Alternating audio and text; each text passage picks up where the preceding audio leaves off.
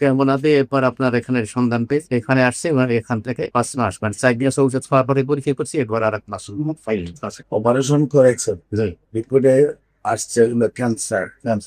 আপনার শারীরিক অসুবিধা কি ছিল? শারীরিক তেমন একটা শুধু শুধু বা পায়খানা একটু সমস্যা ছিল আর তেমন এখন কোনো অসুবিধা আছে? এখন শারীরিক কোনো সমস্যা নেই। এখন রিপোর্টে সম্পূর্ণ ভালো আসছে। জি সঙ্গে দিচ্ছি। আসসালামু আলাইকুম।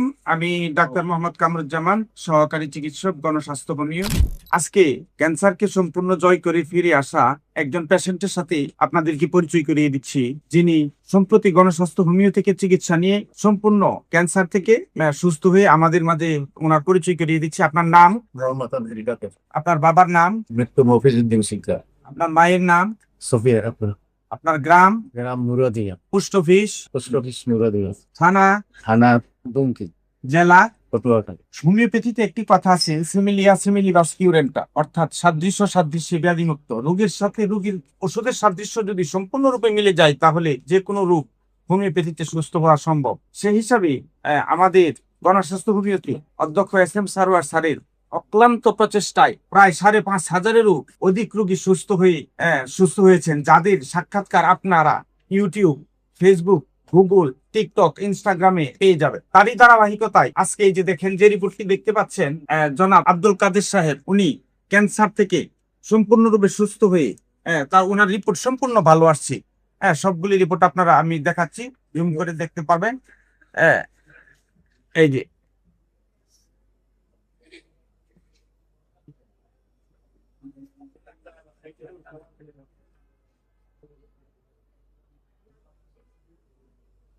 এ বিষয়ে আমি স্যারকে দেশবাসীর উদ্দেশ্যে দুটি কথা বলার জন্য অনুরোধ জানাচ্ছি। সম্মানিত দেশবাসী, বিশেষ করে আমার এই ভাই কিভাবে সুস্থ হয়েছেন আমরা ওনার কাছ থেকে একটু জানবো এবং আপনাদেরকে বলবো আপনার দোয়া করবেন উনি যেন আজীবন ভালো থাকেন।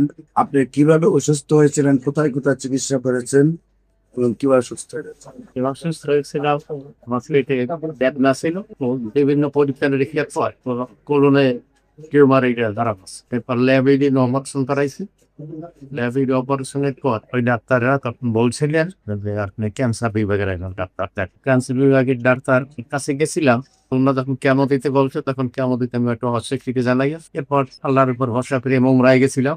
মোমরা থেকে আসার পরে শারীরিক সুস্থতা, এরপর আবার আমাকে কেমো দেওয়ার জন্য বলছিলেন, কিন্তু কেমো না দিয়ে এরপর আপনার এখানে সন্ধান পেয়ে এখানে আসছে এবং এখান থেকে এই 5 মাস মানে 4 মাস ঔষধ খাওয়ার পরে পরীক্ষা করছি এরপর আর 1 মাস ফাইল আছে। কেমো দেওয়ার কথা যখন ডাক্তাররা বলেছিলেন তখন আপনার অসুবিধা কি? কেমন যখন তখন তো পেটের সমস্যার পরেই তারা আমাকে ওই অপারেশন করেছেন, জি। রিপোর্টে আসছে ক্যান্সার। আপনার শারীরিক অসুবিধা কি ছিল?